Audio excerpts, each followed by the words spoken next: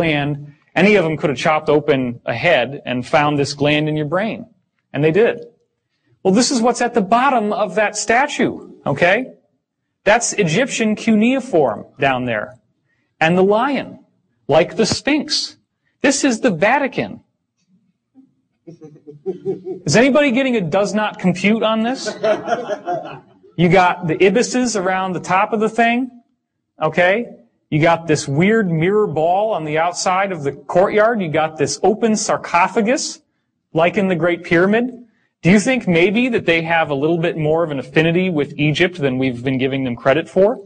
Do you think that maybe the ancient Templars who designed the cathedrals used the same sacred geometry in the Great Pyramid in order to make those cathedrals so that they would function as consciousness resonators and amplifiers, using the domed ceiling, using the stained glass windows that have sacred geometry mandalas in them, and using the Gregorian chant, which has the tones of sacred music that then activate your consciousness? This is what's going on. That's the other side.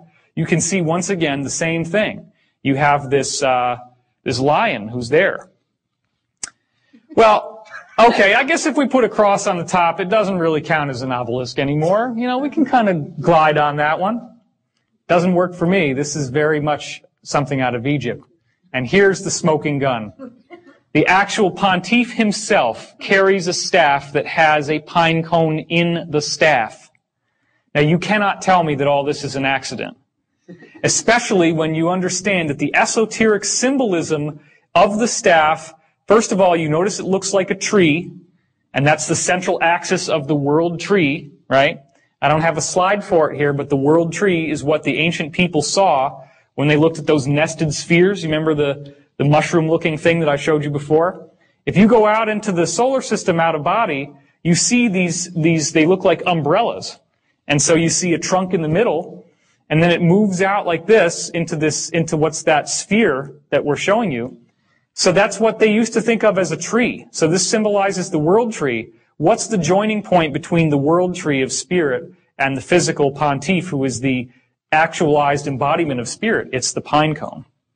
So this is showing how the pineal gland, once it's fully awakened, allows you access to the world tree, which is the repository of all spiritual wisdom and knowledge. So, the pineal gland has been explained through conventional methods, conventional means, to some degree.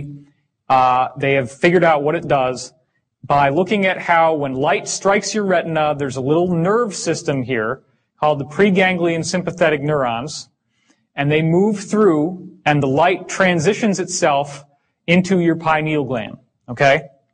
When the light goes off, it signals electromagnetically to the pineal gland that it's time to go to sleep, which then secretes melatonin into your cerebrospinal fluid, which activates the whole brain's sleep mechanism, the whole nervous system, okay? So the pineal gland is very much associated with going to sleep. Well, that makes sense because when you go into a mystical state of consciousness, typically you have to go into a very meditative, very zoned out, very relaxed Zen type of consciousness. That's not an accident. So again, if therefore your eye be single, your whole body shall be full of light. So when you cut off the light on the outside, the light opens up on the inside. That's the melatonin mechanism. Well, the pineal gland is activated when light goes out. Jesus also said the people who sat in darkness saw a great light. Matthew 4:16. Again, the idea that it's only when the light goes out and you can activate your pineal gland that you have the full access to this knowledge. So the pineal gland also secretes another chemical. This is more recent research called dimethyltryptamine, or DMT. It's becoming increasingly popular in the New Age circuit now that people are taking these South American potions like yopo and ayahuasca, which is the one you're probably more familiar with. The actual dictionary definition of what DMT does is that it includes profound time dilation, time travel. This is when you're accessing the time field, right? Time is three-dimensional. It's no longer linear. You can shift time. Journeys to paranormal realms. That's like those fairy circles, the gnome circles, right?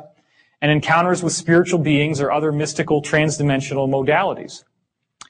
All right, so there's the shape of it once again. Now, what's the big secret? The interior is filled with water. How does that seem like a big secret? Who cares? Why would it matter that there's water inside the pineal gland? Well, those of you who were here yesterday know the answer.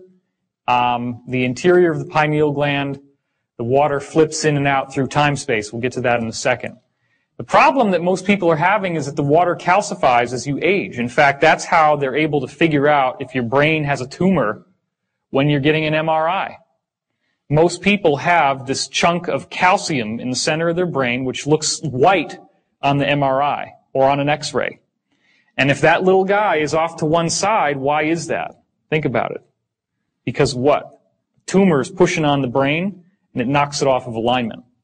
So our pineal gland is actually supposed to be used for transdimensional access, but instead what's happening is that we're calcifying it by our diet, by the use of fluoride in our toothpaste, fluoride in our water, by drinking too much soda, carbonated beverages, too much refined fats, refined sugars, refined flours, white flour. Anything in moderation is okay. I'm not saying you got to go on a totally Spartan crazy diet. But this calcification is also what the Bible calls the mark of the beast. The mark of the beast is on the forehead, right? Does everybody remember that from the Bible? And what was it supposed to mean? It's supposed to mean that you're captured in the grip of materialism. Well, that means that you don't have your spiritual access open. That's the symbolism. The symbolism is when you look at the chakras, you actually see a dark spot up here. So that's where that comes from. Now this is where it starts getting very, very strange. Okay? If you haven't already been blown away, this is where it should start to change your consciousness. The interior of the pineal gland, all along the inside, has rods and cones just like the retina on your eye. Do you think that maybe when they called it a third eye, that they knew what they were talking about? Do you think that an eye must have a cornea and a lens and all this vitreous fluid in it like we have? The fluid is there, but you just got the retina. So there's something that appears to be happening inside. It's like there's a little television in here. And you can actually get audio out of it, and you can get video out of it, and that video feed is being picked up by the rods and cones, and that's your imagination. That's the mind's eye. You actually have a retina. Have you noticed that when you visualize something strongly enough, that you really do see it? You can close your eyes, but you're still seeing things. This is where it's coming from. Now, some of it obviously can happen in the mind. I'm not saying that everything that you think is showing up inside this little gland here. But what I am saying is that a lot of your contact with the other side, when you're traveling through time or when you're having a dream, the interface between your dreaming body, the silver cord, as it's called, the silver cord is anchored right here. That's where it comes from. That's why when people have an out-of-body experience, they hear a loud cracking noise, and then they fly out of body. The crack comes from right in here. So, the answer to why this works is that there is an electromagnetic shield that is created when the light goes out. It may be stimulated by the release of the DMT, but these two little arteries here, they don't look like much, but it's a known fact that the pineal gland has more blood flow per cubic volume than any other gland in the body. This gland has the most high amount of concentration of energy from your body of anything else. And that's because it's our gateway.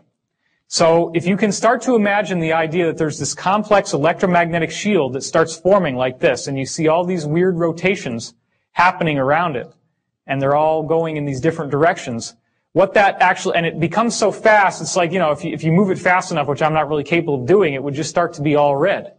You get a perfectly formulated shield around the gland. When you do that, you have now shielded off all of the electromagnetic, gravitational, and otherwise, well, not gravitational, but all the electromagnetic, the radio waves, all the energy that gives us a reference in space-time. That opens up the door to time-space, just like when you shoot that little carbon-60 molecule, the little buckyball, at the slit, and it pops inside out, and it turns into a wave as it goes through. Well, there are little molecules inside this water called microclusters. And those molecules can flip over, and that's the gateway that allows you to see into time-space. So darkness activates electromagnetic activity. It feels like a pressure, a buzz, or a tone or acceleration inside your head. Has anybody here not had that experience? Okay, no hands have gone up. When you'll hear sometimes it's almost like